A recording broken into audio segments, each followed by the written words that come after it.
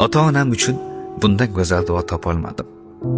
Allohim, ota-onamga cheksiz rahmatingni yog'dir. Ularga iymon nuri va qalb xotirjamlikni nasib et. Ularning hayotiga baraka ber. Halol rizqlarini ko'paytir. Ularni badanlarini kasalliklardan asra. Ularga mustahkam sog'lik ber. Har kunlarini quvonchga to'ldir.